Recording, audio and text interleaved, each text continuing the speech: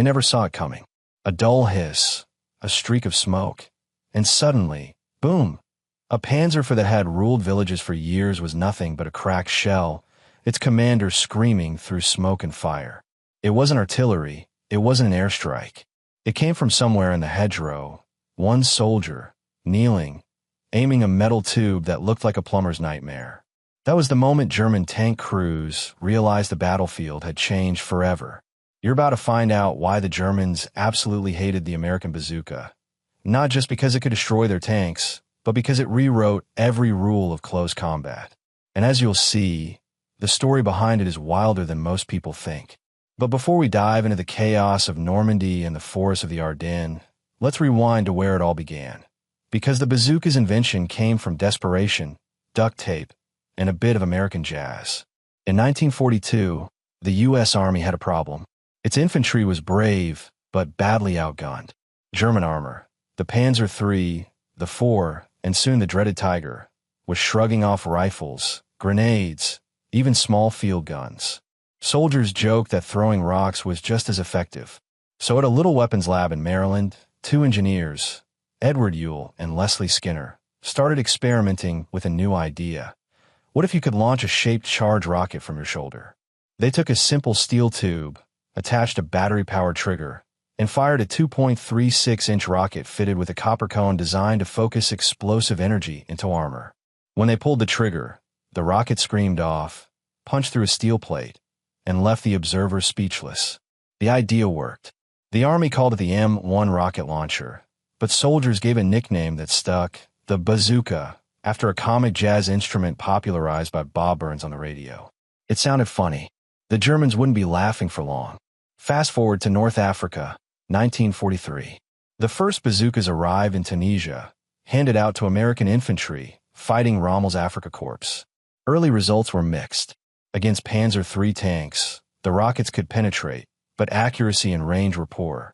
Dust jammed the triggers, and soldiers had to load them by hand while exposed to enemy fire. The Germans captured a few and sent them back to their engineers. At Peenemünde and Rheinmetall, specialists studied the weapon carefully. They were impressed and alarmed. It was crude, but it solved a problem they themselves had wrestled with: how to give one man the power of a cannon. Within months, the Wehrmacht ordered a copy with improvements. The result was the Panzerschreck, literally tank terror. It was longer, fired a bigger rocket, and came with a blast shield to protect the operator. But here's the twist. The Germans didn't design it in a vacuum. They stole the concept straight from the captured American weapon. And they feared it precisely because they understood how devastating it could become in Allied hands. Back on the Western Front, when American paratroopers and GS stormed through Normandy, they carried thousands of upgraded bazookas, the M1A1 and later the M9. And that's when the Germans' hatred turned to panic. Imagine being a panzer commander in Normandy. You've survived air raids, artillery, and fuel shortages. You've just rolled your tank out of a hedgerow to engage a column of Shermans when, wham, a single rocket takes out your side armor. It wasn't supposed to be possible. That armor could shrug off a 37mm shell, even if 50mm hit. But the bazooka's shaped charge warhead didn't rely on brute force. It used chemistry. It funneled explosive energy into a jet of molten metal traveling at 10 kilometers per second. No matter how thick the plate, if the angle was right, it burned straight through. That's the part that terrified German crews most. You couldn't hear it coming, couldn't see it. And unlike artillery, it didn't need a team or a vehicle. Any American soldier hiding in a ditch could kill a tank worth 200,000 Reichsmarks with a $36 tube. By late 1944, field reports from panzer divisions in France and Belgium repeated the same phrase: bazooka fire from hidden positions. Very heavy losses. Crews began adding makeshift defenses, sandbags, spare treads, even concrete slabs bolted to hulls. Nothing really worked. The fear spread so fast that some units refused to enter narrow streets without infantry screens. For the first time, the armored fist of the Wehrmacht hesitated. But the bazooka wasn't perfect. It struggled against the thick armor of Tigers and Panthers frontally. American troops had to get dangerously close, aiming for weak spots, tracks, side panels, engine decks. That meant crawling within 50 yards of a tank while its machine guns swept the field. Many never made it. Yet the psychological balance had shifted. The Germans could no longer assume superiority in armor engagements. A single ambush could neutralize their greatest asset. And that's where the real hatred came from. It wasn't just about casualties. It was about loss of dominance. For years, German doctrine had revolved around the tank as a symbol of invincibility. The bazooka shattered that myth. Soldiers whispered that American infantry carried pocket artillery. Commanders ordered new tactics. Avoid close combat with U.S. troops, shell suspected ambush sites, and deploy flamethrowers to clear hedgerows before advancing. Fear dictated strategy. Meanwhile, the Allies kept improving. Engineers increased rocket power, refined stabilizing fins, and introduced better sights. By the time of the Battle of the Bulge, the M9A1 could penetrate up to 4 inches of armor, enough to destroy even a Panther from the side. German reports from the Ardennes describe entire platoons of panzers knocked out not by tanks, but by infantry armed with those cursed tubes. We'll come back to how the Germans tried, and failed, to counter it in a minute. But first, here's the irony no one saw coming. The bazooka not only terrified the Germans, it taught them. Their Panzerschreck became even deadlier than the original. They issued thousands to Volksgrenadier units during the last months of the war. So while American soldiers were turning the tide with bazookas, German soldiers were doing the same thing, against the Soviets, with weapons born from their enemy's design. By 1945, the sound of a rocket screaming across the battlefield meant chaos for everyone. By the summer of 1944, the German army had a new problem. They weren't just losing tanks, they were losing confidence. Every after-action report from Normandy read like a confession of fear. Bazooka fire from unseen positions at close range, wrote one Panzer Regiment commander near Cannes. Morale of crews is declining. Movement in villages impossible without heavy losses. To a Wehrmacht obsessed with discipline and control, that was terrifying. Because the bazooka didn't just kill tanks, it killed momentum. The German response was frantic. Engineers at Alkit and Krupp were told to find field-ready solutions within days. The first idea was simple: cover the tanks in steel mesh. They called it Scherzen, or skirts. Thin metal plates or wire lattice were bolted along the sides of panzers, hanging about a foot away from the hull. The idea was to detonate the bazooka rocket before it reached the main armor, reducing its penetration. On paper, it worked. In reality, it barely helped. The shaped charge of a bazooka didn't rely on kinetic energy. It needed standoff distance to focus its molten jet. The skirts sometimes gave it even better spacing. Tank crews quickly noticed this cruel irony and began improvising, hanging spare track links, logs, even concrete slabs on the sides of their vehicles. One division report described concrete armor, up to 10 centimeters thick. It added tons of weight, slowed the tanks, and broke suspensions, but panic outweighed physics. Inside Hitler's headquarters, the issue reached the top. The Führer demanded updates on what he called the bazooka plague. His staff suggested developing new armor materials. German scientists at Peenemünde tested explosive counter-armor plates, small charges designed to detonate outward to deflect the jet. The concept was revolutionary. Decades later, it would become reactive armor. But in 1944, it was far too complex to mass-produce. All that could be done was patchwork. On the front, crews took matters into their own hands. Some covered their vehicles with chicken wire, believing it would deflect rockets. Others welded on the steel beds of trucks. Tank commanders carried machine pistols in their cupolas, ready to fire at any bush or window that looked suspicious. The battlefield was no longer about range or maneuver. It had turned into a close-quarters brawl between men and machines. And that's exactly what the Americans wanted. In the hedgerows of Normandy, infantry squads learned to use the bazooka like a surgical scalpel. Two-man teams stalked tanks from cover, waiting for the perfect shot: side armor, rear engine, or turret ring. The best teams became local legends. One U.S. sergeant reportedly destroyed 5 panzers in a single afternoon by waiting until they turned into a crossroad, firing from 30 feet away, then sprinting into the next ditch. German tankers hated them with a passion. They called these ambushes Panzerjagd, tank hunts, and compared them to duels with ghosts.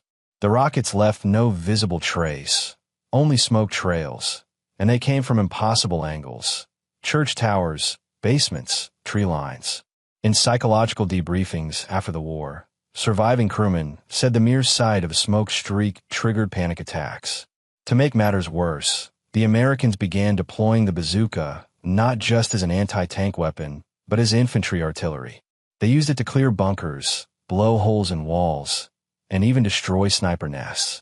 The Germans, used to defending with fortified positions, suddenly found every bit of cover vulnerable. Reports from the 352nd Infantry Division describe bunkers at Omaha Beach being ripped open by rockets that punched through embrasures like paper. For soldiers who had spent years trusting concrete, it was demoralizing beyond words.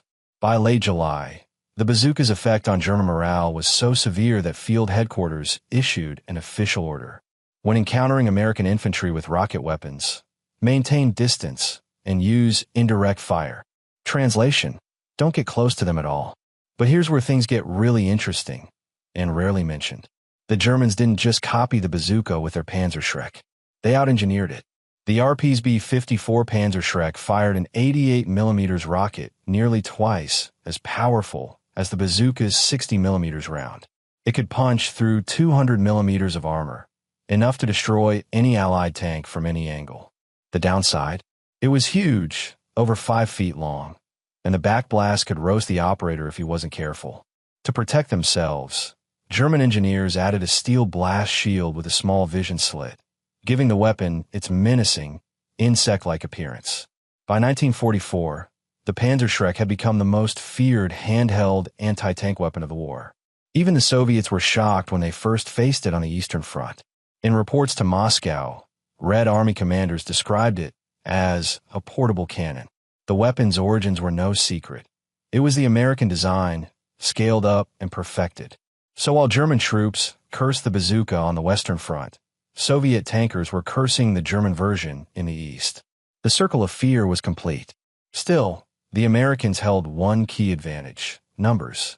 They could afford to issue bazookas to almost every infantry squad.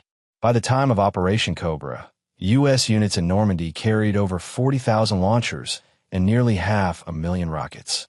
The Germans, short on raw materials and fuel, couldn't match that scale. Every lost tank now mattered. Every destroyed vehicle meant days of repair and fuel they didn't have. And that's when the hatred turned into something darker: fatalism. A veteran of the 2nd Panzer Division later recalled, "You cannot hide from them. A man with a tube, that was all it took. We stopped trusting our armor. It was like being hunted by invisible artillery." But the most devastating part of this story isn't just technological, it's psychological. The bazooka had fundamentally rewritten the battlefield hierarchy. Power was no longer measured in tons of steel or caliber of gun. It was measured in initiative. Whoever fired first, from the right angle, won. And that changed how wars would be fought forever. We'll come back to that transformation in a moment, because the Germans did come up with one last desperate countermeasure, one so bizarre it bordered on science fiction. By autumn 1944, the battle lines across France and the Low Countries had turned into a maze of ambushes. The Grand Panzer thrusts of 1940 were ancient history. Every village, every hedgerow, every half-collapsed barn was a trap waiting to be sprung by a 2-man bazooka team. The Germans had begun calling these ambush zones Raketennester, rocket nests. No one wanted to be the first tank to roll forward. In the rubble of Aachen, the first German city to fall inside the Reich, the horror reached its peak. Streets barely wider than a Panther tank forced crews to inch forward, turrets swiveling, infantry hugging walls. The instant a muzzle flash flared from a cellar, a rocket screamed upward, and the tank became a furnace. American after-action reports describe whole city blocks reduced to blackened wrecks by their own bazooka fire. To the infantry, the weapon was salvation. To the tankers inside those walls, it was pure nightmare fuel. On the German side, soldiers learned to read the signs: the faint smell of burned powder, the dusty contrail hanging in the air, the echo of a backblast from some dark doorway. Veteran panzer commanders ordered their drivers to halt and reverse at the first sign.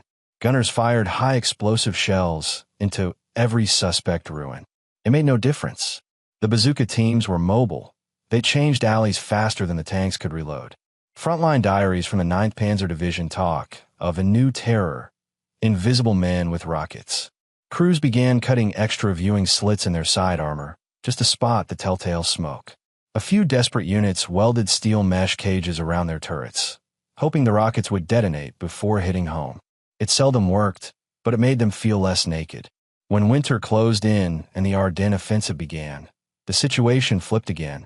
This time, German infantry pushed through snow-choked forests against American lines, and now they carried rocket launchers. The Panzerschreck and the smaller Panzerfaust flooded the front. What started as fear became revenge. Each side now stalked the other with shoulder-fired rockets, each convinced the enemy's version was deadlier.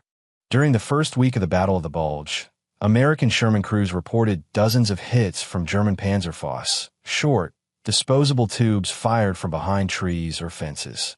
Tanks burst into flames before they even saw the shooters. The cycle of terror had come full circle. A single soldier could kill a tank, and both armies knew it. The age of the armored giant was ending, replaced by duels fought at 50 meters, man against machine. Still, among German crews, the hatred for the original bazooka remained special.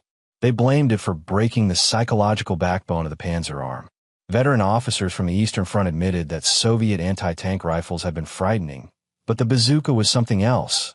It was personal. It turned every patch of ground into enemy territory. One captured tank commander told Allied interrogators, "At least with artillery, you could hear it coming. With the bazooka, death waited in silence." In the villages of Belgium and the shattered streets of Cologne, that fear translated into brutality. German infantry began hunting American bazooka teams relentlessly, executing prisoners on the spot if they found a launcher nearby. U.S. units responded in kind, turning the weapon into both a tool and a badge of vengeance. Propaganda leaflets bragged that every GI carries his own artillery. For the men inside the tanks, those leaflets were salt in a wound that never closed. By 1945, when the Reich was collapsing and fuel was worth more than gold, the few surviving panzers operated like cornered beasts. They drove at night, under cover of snow or fog, engines off on slopes to save fuel. Crews rode half outside the turrets, scanning for any flash of movement. The enemy they feared most wasn't the Mustang in the sky or the artillery battery miles away. It was the lone figure crouching behind a fence with a 6'2" balanced on his shoulder. Even as the Western Front disintegrated, German engineers kept tinkering. They issued armor made of wire mesh, hung plates from chains, even painted camouflage that mimicked destroyed vehicles to confuse bazooka gunners.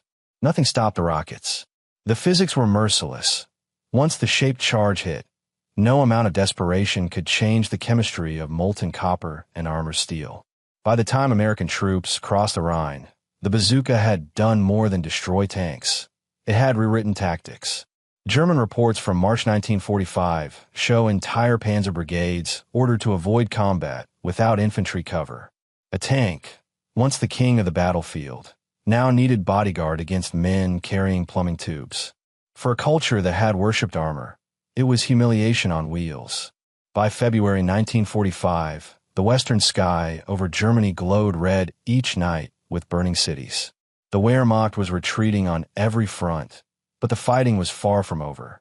In villages along the Rhine, pockets of German armor still held on, fragments of the once feared panzer divisions that had rolled across Europe 5 years earlier. Their crews were young now, most barely 20. They had grown up believing the tank was invincible. Then came the bazooka.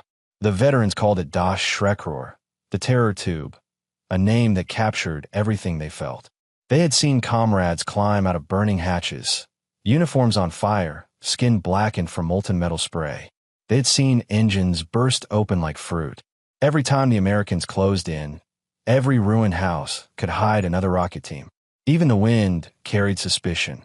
The faintest whiff of burned powder made hearts race. In the ruins of Cologne, the last great urban tank battle on the Western Front unfolded under the gaze of American cameras. The city was a graveyard of stone. American Shermans moved cautiously down streets littered with tram rails and the wrecks of horse carts. Somewhere ahead, A lone Panther tank waited in ambush at an intersection. When it fired, its shell tore through the lead Sherman in one shot. A final display of German precision amid chaos. But then the Americans brought up their secret equalizer. 2 infantrymen with bazookas. They flanked the Panther through side streets, crawling under broken windows and piles of bricks. Every movement could have been their last. When they reached 20 yards, one stood up, sighted through the simple ring and post, and squeezed the trigger. The rocket struck the Panther's side armor, erupting in fire. Seconds later, the tank exploded, its turret lifted off, its engine spewing black smoke. That footage, captured by a combat cameraman, would later become one of the most famous clips of the war. To the world, it looked like proof that courage and ingenuity could defeat steel. To German tank crews, it looked like the future, and it terrified them. Reports from the Panzerlehr Division after Cologne describe entire platoons abandoning tanks in urban combat, preferring to fight on foot. Armor useless in city fighting. One log entry reads, "Enemy infantry with rocket weapons dominate." That was the final humiliation.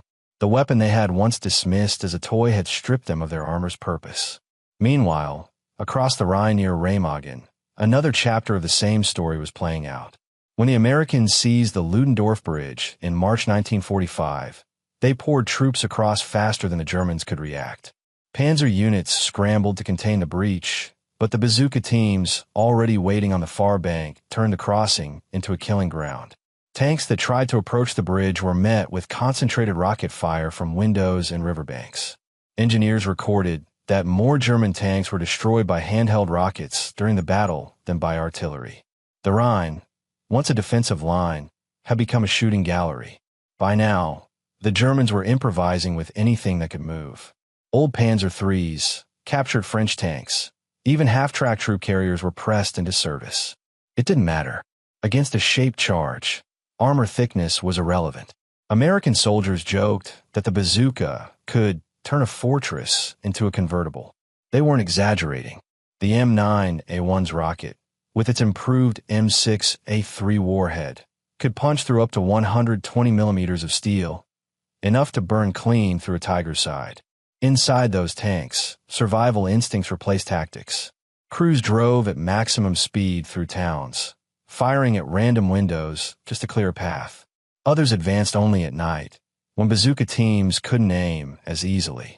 They painted their vehicles with white streaks to confuse gunners in the dark.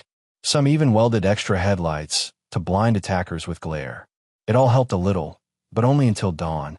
In the Ruhr pocket, the last stand of Army Group B, the weapon finished what Allied bombers had started. Encircled German troops tried to break out with small armored columns, hoping to find weak points in the American lines. But the U.S. infantry had learned from months of fighting.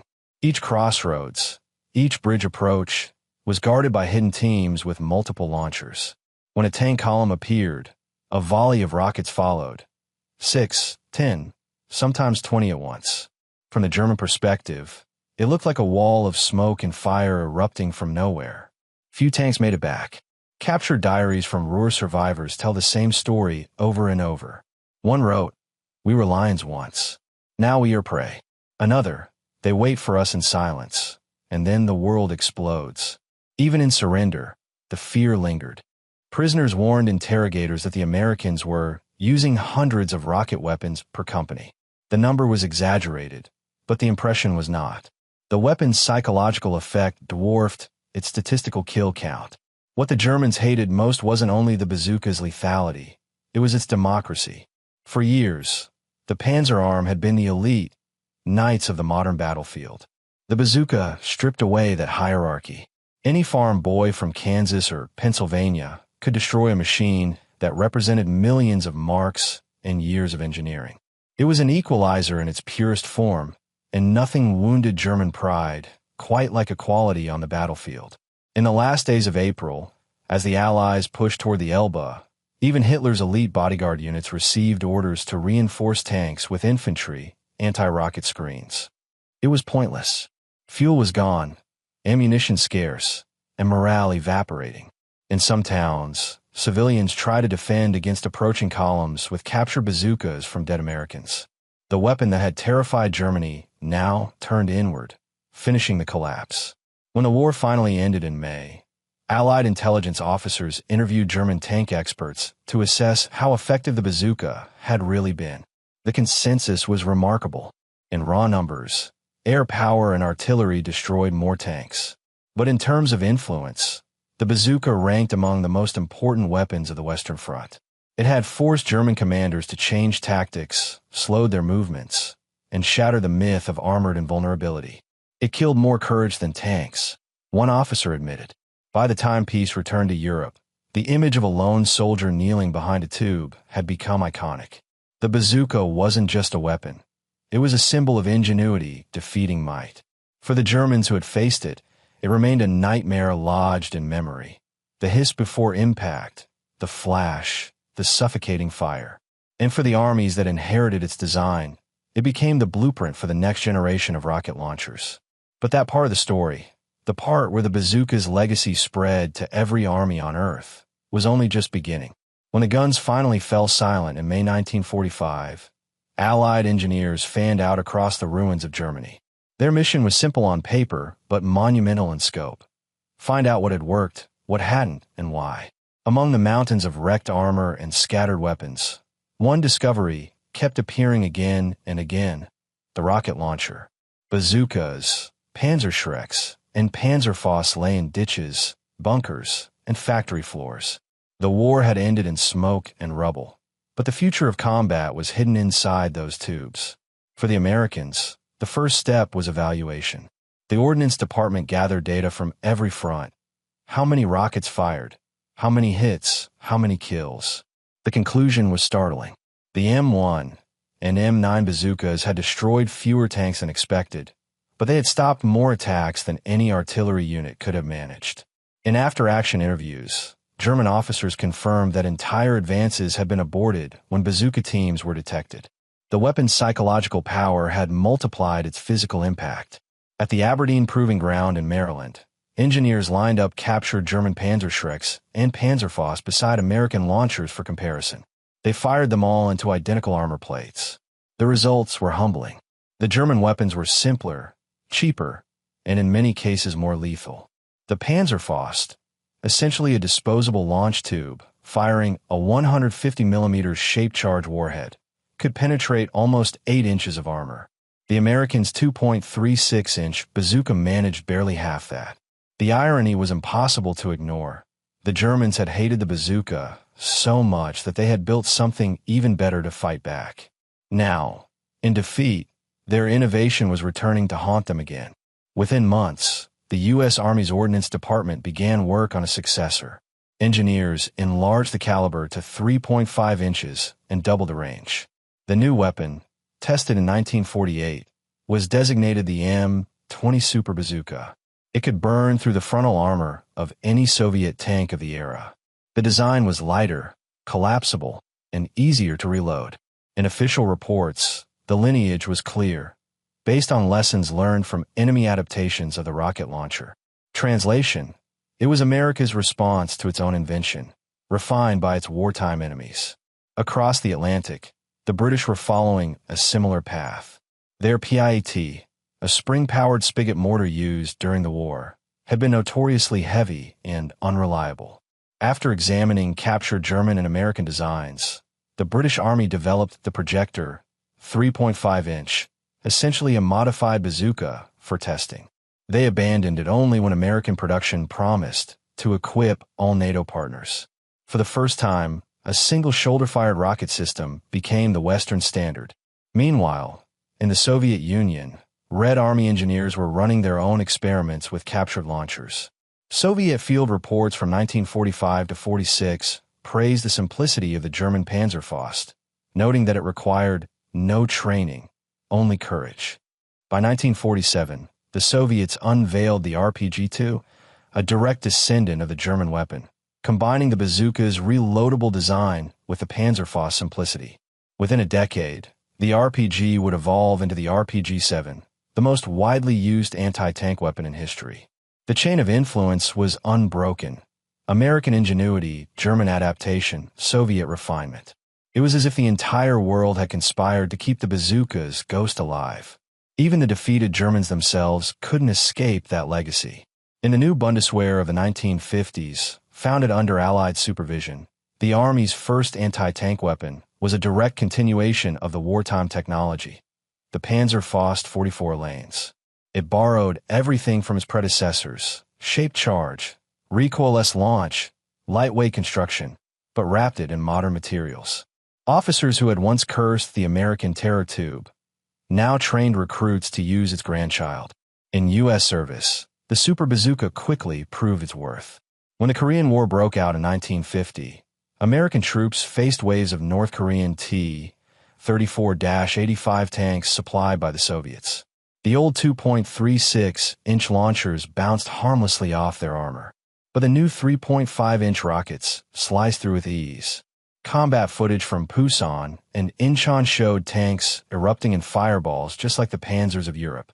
For veterans of the Second World War, it was déjà vu.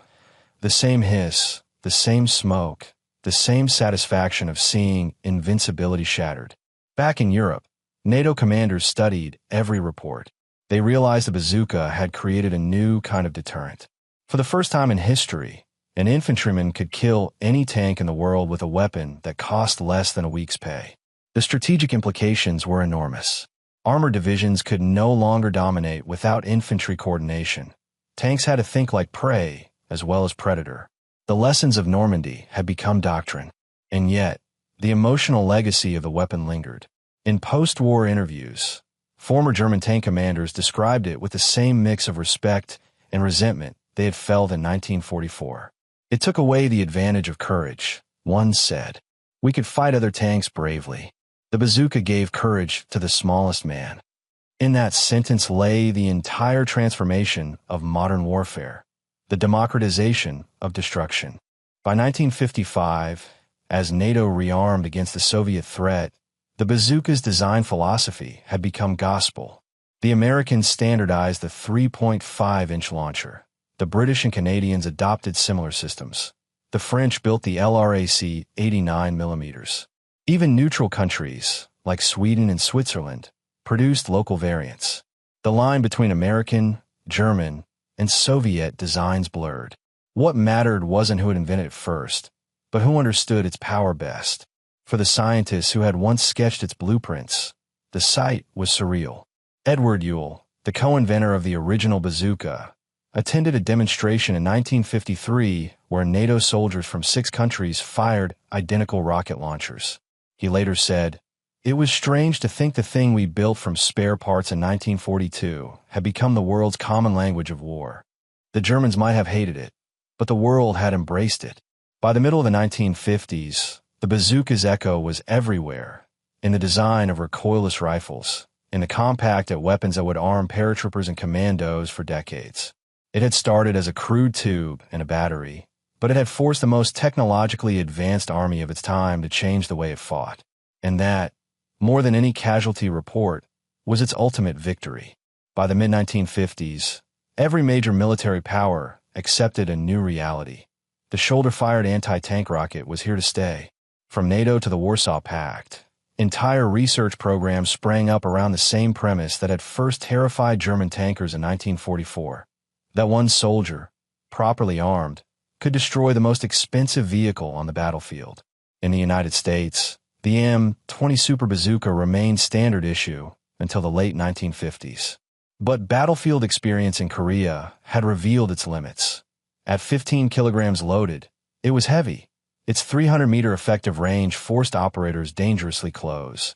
And new Soviet tanks like the T-54 could withstand its 84mm rocket on the frontal glacis. Ordnance engineers concluded that the weapon had reached the end of its evolutionary line. The next leap would have to be lighter, simpler, and disposable. Development of a replacement began under Project Law, light anti-armor weapon. By 1956, engineers at Hesse Eastern Division and the U.S. Army's Redstone Arsenal produced a 66mm fin-stabilized rocket sealed inside a collapsible fiberglass tube. Unlike the bazooka, the M72 Law required no assembly, no external batteries, and could be fired once and discarded. Its warhead still used the shaped charge principle discovered in the 1930s and proven in the Bazooka and Panzerfaust. Tests at Aberdeen in 1959 demonstrated penetration of 300 millimeters of rolled homogeneous armor, triple the performance-to-weight ratio of the wartime launcher. Adopted formally in 1963, it entered mass production in 1964 and soon became the standard NATO infantry anti-tank weapon for the next 3 decades. While the Americans chased portability, Sweden pursued longevity. In 1948, the Carl Gustaf Stadsgevärsfaktory introduced a reusable, rifled 84 mm recoilless rifle. The Carl Gustaf M/48, later exported as the M2CG. It combined the bazooka's shape charge effect with the ballistic precision of a small cannon. Recoil was vented to the rear through a perforated case, eliminating the need for rockets and batteries. The weapon weighed just under 14 kilograms and achieved effective hits out to 700 meters. By the early 1950s, Britain and Canada had adopted licensed versions, and by the 1960s it served in most NATO armies as a platoon-level support weapon. The Carl Gustav's continued service into the 21st century marks it as the most durable descendant of the original bazooka concept. France followed a different route, pioneering the first wire-guided anti-tank missiles. Engineers at Nord Aviation and Aerospatiale, studying both German wartime experiments and captured American manuals, began work on Engen Teleguide Anti-Char, INTAC, in 1955. The result was a compact missile launched from a small tripod, controlled via joystick through twin command wires, an outgrowth of the same idea that an infantryman could defeat armor, now extended to hundreds of meters. In 1956, the French Army adopted INTAC, followed by Britain and the United States, as the MGM-32A. Its existence marked the transition from unguided rockets to precision-guided munitions, the logical endpoint of the bazooka's evolution. Parallel efforts in the United States yielded the SS.10 and SS.11 series, originally French but American licensed, and the MGM-21 Little John, an unguided spin-stabilized rocket designed for airborne units. All of these traced their lineage directly to the concept proved in 1942, a shape-charged warhead delivered by a shoulder or light vehicle-mounted launcher. The bazooka's DNA permeated every design diagram. The Soviet response mirrored this trajectory.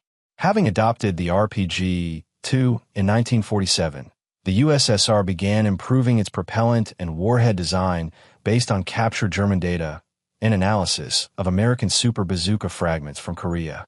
The RPG-7, finalized in 1958 and fielded in 1961, replaced the expendable tube with a reusable launcher and a rocket-assisted grenade.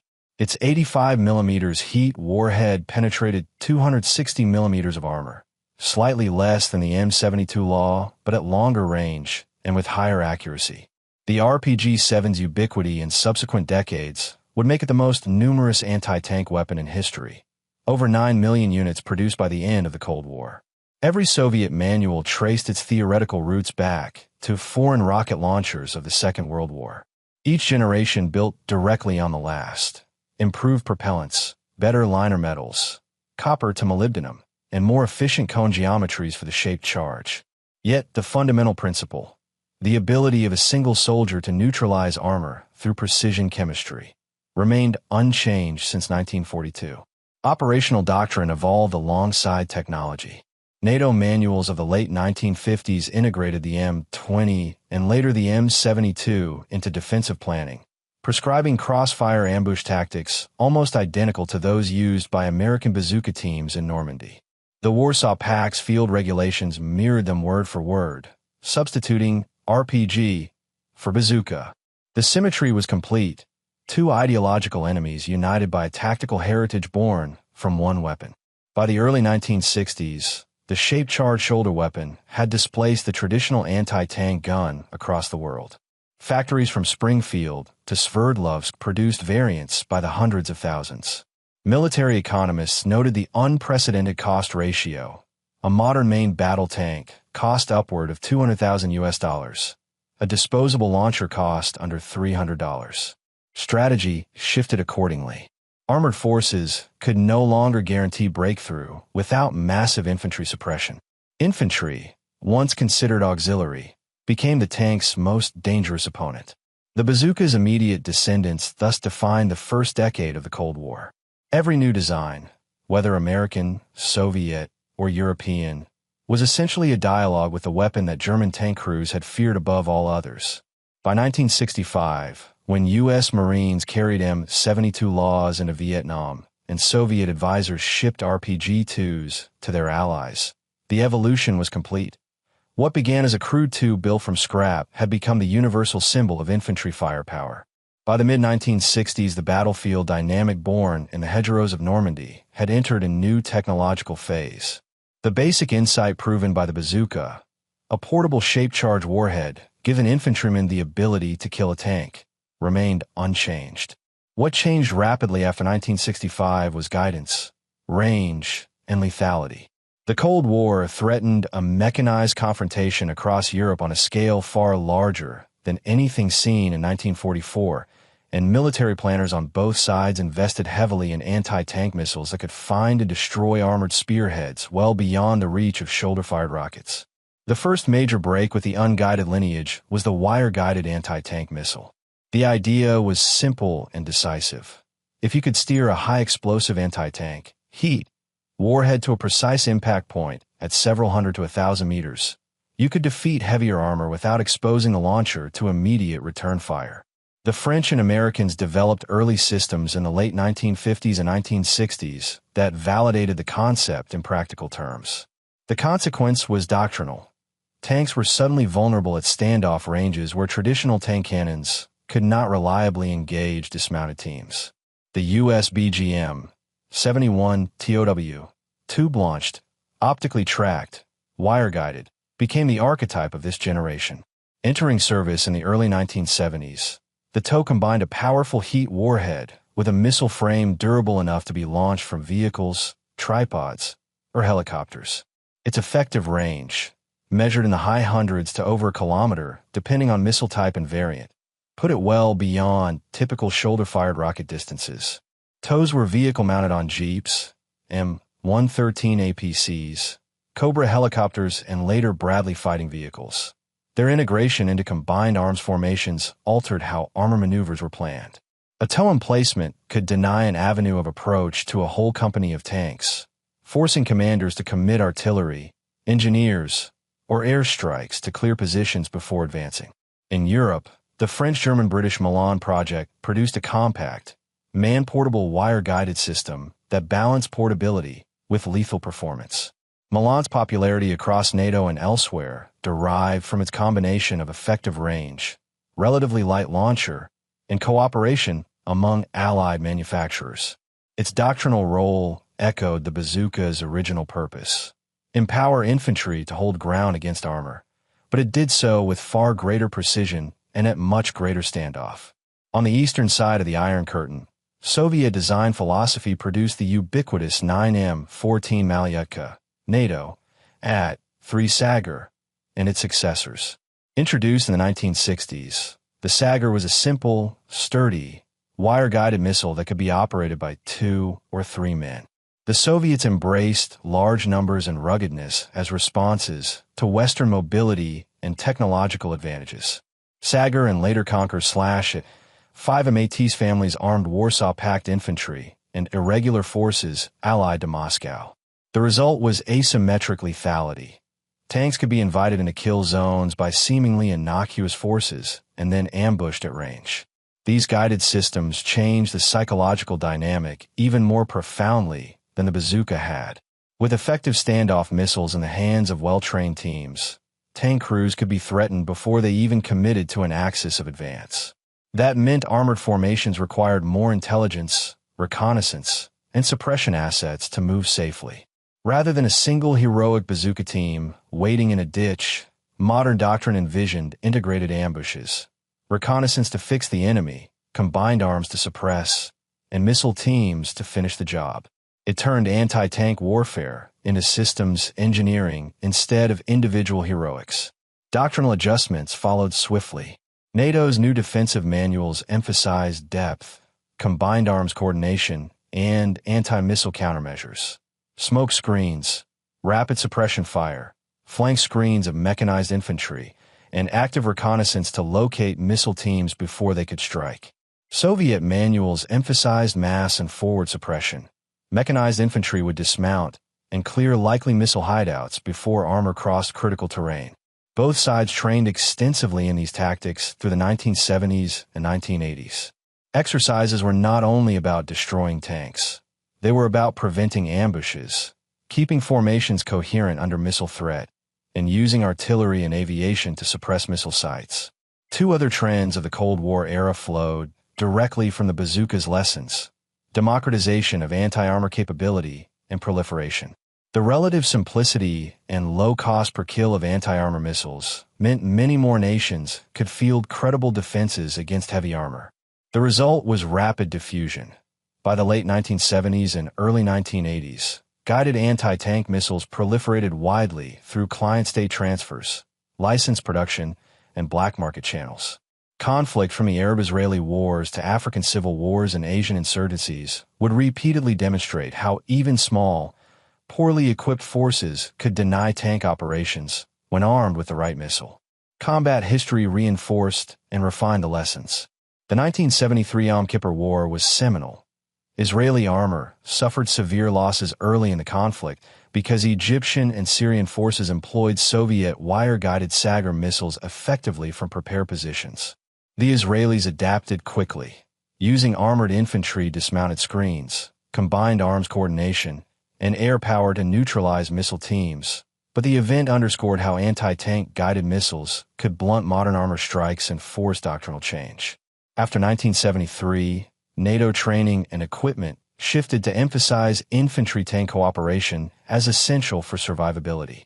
Parallel to wire guidance, another major technological leap began in the 1970s and matured in the 1980s. Fire and forget and imaging infrared seekers. These systems allowed a missile to be launched and guide itself to the target without wire or continuous operator control. The US FGM 148 Javelin family, developed later and introduced into service in the 1990s, exemplified the final stage of this evolution. Very high hit probability, top attack profiles that exploit weaker roof armor, and short, man-portable launcher. The Javelin's operational concept: shoot from cover, relocate immediately, and rely on a self-homing warhead, solved many of the survivability problems of earlier guided missiles that required the operator to remain exposed while steering the missile. While Javelin postdates the Cold War, its conceptual roots are Cold War era. The desire for firepower that lets infantry act decisively while minimizing exposure. Back in the Cold War timeframe, NATO and Warsaw Pact procurement moved toward increasingly sophisticated guidance: laser, semi-active, passive, better warheads, tandem heat to defeat reactive armor, and improve portability. The arms race culminated not in a single dominant system, but in a family of complementary tools: vehicle-mounted tows for long standoff, man-portable Malance and Conkers units for medium range, and recoilless weapons like Carl Gustav for close support and bunker/breacher roles. Another critical lesson of this era was countermeasure development. Reactive armor, explosive tiles that detonate outward to defeat shaped charges, emerged as a direct response to the effectiveness of heat warheads. Soviet designers fielded explosives-based contact, reactive armor on T-72/T 80 series tanks. Western tanks received composite armors and later explosive reactive armor kits. Active protection systems, APS, systems designed to detect and physically intercept incoming projectiles before they impact, for example. Later systems like the Soviet Drozd and Trophy developed after the Cold War began as research programs in the 1980s and 1990s to restore armored survivability in the face of guided threats. Each countermeasure spawned further improvements in missile design, making anti-armor warfare a continuing cycle of measure and countermeasure rather than a static revolution. Just as importantly, doctrine evolved to treat infantry-held anti-tank weapons as part of a layered defense. Instead of relying solely on tanks to break defense lines, commanders planned combined blocks: minefields and obstacles to slow armor, artillery and air strikes to suppress likely missile positions, mechanized infantry to clear and secure avenues of approach, and missile teams to finish compromised vehicles. The bazooka's simplest tactical lesson, that the individual soldier could end a tank's life, had matured into an organizational lesson. Survivability belonged to the entire formation, not to the armored vehicle alone. Throughout the Cold War, the psychological aftershock of the bazooka persisted. Tank designers sought armor that could resist shaped charges and top attacks. Tacticians trained crews to assume hostility in any village or tree line, and commanders planned their advances with the knowledge that a single ambush could stall an entire corps. Armored warfare did not disappear, but it did change. Speed and mass had to be combined with more cautious, integrated operations. The bazooka's legacy had shifted the balance from the tank as the unchallenged king of the battlefield to the tank as one essential component, powerful but needing protection from infantry, electronic surveillance, and integrated suppression. Finally, the Cold War years crystallized a political lesson. Asymmetric tools shaped strategy. The low-cost, high-effect nature of anti-tank missiles made them favored items for proxy wars and guerrilla organizations, defining later conflicts in the Middle East and beyond. Governments planning for large-scale armored engagements had to account for the way inexpensive infantry weapons could impose unacceptable costs on mechanized operations, a reality that informed NATO's defensive concepts in Europe, where mass armored thrusts were always hedged by the risk of dispersed missile ambushes. By 1990, when the Berlin Wall fell and the Warsaw Pact dissolved, the world had absorbed the bazooka's lesson at every level: tactical, doctrinal, technological, and political. The missile families fielded during the Cold War, wire-guided, recoilless, disposable, vehicle-mounted, had their roots in that first crude tube and shaped charge rocket of 1942. The arms race had produced sophistication and counter-sophistication, but the central fact remained unchanged. Infantry with portable anti-tank weapons could never again be dismissed, and armor doctrine would forever be shaped by that reality. It started as a pipe, a cheap steel tube, a battery, and a rocket small enough to fit in a duffel bag. Nobody in 1942 could have guessed that thing would change warfare forever, or that the Germans, the same people who first mocked it, would end up fearing it more than any other Allied weapon. Because the bazooka wasn't just a gun, it was a message. It said that technology doesn't belong only to the powerful. It belongs to whoever dares to use it smarter.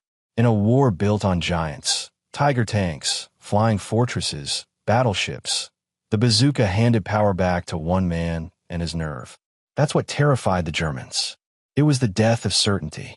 The moment the hunter realized he could become the hunted. Every generation of soldiers since then has lived in that shadow. The 1950s Super Bazooka in Korea, the Swedish Carl Gustaf, the French Intac in Milan, the Soviet RPG-7, all of them chasing the same idea.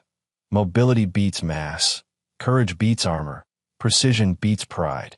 And every new invention that came after, from wire-guided missiles to modern javelins, still carries the same DNA. It's the bazooka's great-grandchildren roaring across the skies of Iraq and Ukraine today. That's the irony. The Germans may have hated it, but they also perfected it. Their captured bazookas gave birth to the Panzerschreck and Panzerfaust, and those, in turn, taught the Soviets and NATO how to fight in the Cold War. The weapon they feared the most ended up rewriting their own doctrines. That's the ultimate revenge of the little tube. And the truth is, the fear never really went away. Ask any modern tank crew. They'll tell you, it's not the artillery that scares them, it's the invisible enemy. The one hidden in a window, a trench, a tree line, waiting with a launcher no bigger than a walking stick. Because no matter how advanced tanks become, every shot they take reminds them of that first lesson from Normandy. One soldier, one shot, and the world turns upside down. For the Germans of 1944, that realization came too late. For the rest of the world, it became the rulebook. The bazooka forced armies to learn humility, to remember that courage, ingenuity, and timing can turn even the simplest weapon into a nightmare for the mighty. So next time you see old footage of a Sherman rolling past a burning Panther, notice the smoke trail cutting across the frame. That's history's exclamation point. The moment when modern warfare stopped being about size and started being about brains. And here's the thing, that story isn't over. Because the bazooka's descendants didn't just shape the Cold War, they're shaping wars right now. From the trenches of Donetsk to the deserts of the Middle East, that same principle still decides who wins and who burns. So if you think the bazooka was the last word in infantry firepower, wait until you see what came next.